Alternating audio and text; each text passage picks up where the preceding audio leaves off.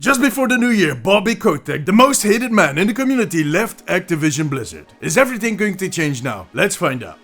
Hey guys, I'm Dimsies from the Omnic Post. It is weird how things sometimes work out in very unexpected ways. See, I've been a Blizzard fan for a really long time. And all those years ago, when Blizzard merged with Activision in Activision Blizzard, I already had this feeling that it was going to be bad news in the end. But to be honest, while the struggle probably started a lot sooner for the people actually working at the company, for us players, it took quite a few years before the corporate stench started to infect our favorite games with questionable choices. But once Bobby Kotick and all of his goons took a really firm grip on Blizzard, they really went all in. If you have been listening to the Omnic Weekly, our Overwatch podcast, you might have caught me in the previous years claiming that the best thing that could happen to Blizzard was them separating from Activision Blizzard, which seemed impossible at that time. The only way it could work is if a bigger entity would buy them. And who could that be? Well, enter Microsoft. Yeah, we all know how that all went, but currently, since the fall, Blizzard is a Microsoft company. And after what seemed a way too long time, Bobby Kotick had his last day at Activision Blizzard on December 29th. Good God, he's gone, finally.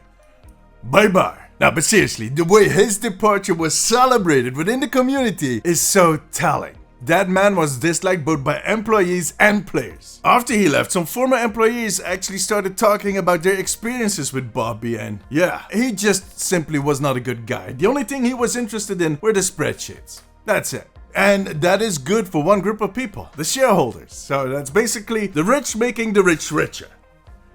Yeah, that's a lot of rich. The big question is, now that he is gone and Microsoft is in charge, are things going to change? And if I have to be honest, for now, I don't think so. Not for us at least. Because much as they were the first to kind of feel the disadvantages of the merger, the employees will also be the first to kind of feel the advantages of that newfound freedom. The one thing I'm kind of wondering is, after all those years of corporate grip on Blizzard, some of the disease must have and possibly has slipped within the company. And yeah, some people were already removed from corporate positions in the last few weeks, and some will be leaving in the next few weeks. On top of that, I'm pretty confident that once Blizzard finds its new identity, more people will leave. But in what way is it going to tilt? When Microsoft took over, Phil Spencer, the big man at Microsoft Gaming, went down to the campus and he basically promised everybody that he would give the power back to the developers, back to the people that are making the games. And I am very inclined to believe that. I genuinely think that he meant it. But Microsoft is also known for their hands-off approach when it comes to the management of all these companies, sometimes to a fault. So I think there is this struggle that is going to happen. The remnants of the old Blizzard are still present at the company, more than you would think. Those values that you see around the orc statue are still very important to a lot of people at the company. And they got mixed in with some new blood. And among that new blood, there are some people that take it less personally, that have a more practical approach. And then there's the third group, remnants of Bobby's legacy. People that put the spreadsheet before the product and the employees. So the best thing that could happen to Blizzard right now is a mix of that first group and enough of that second group. And that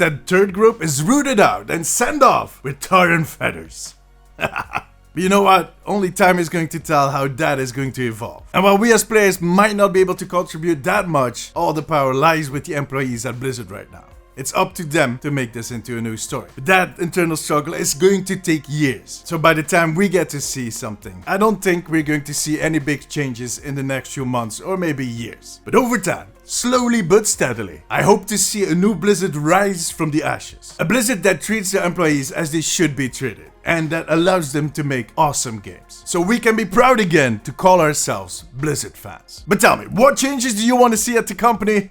Let me know in the comments. A big thank you to my patrons for their support. You guys are legends. And you too can become part of the Omnic Post family over on patreon.com/theomnicpost. Make sure to check out this video on the upcoming Morganers. But above all, make sure to subscribe. Take care of yourself, take care of each other. Bye bye.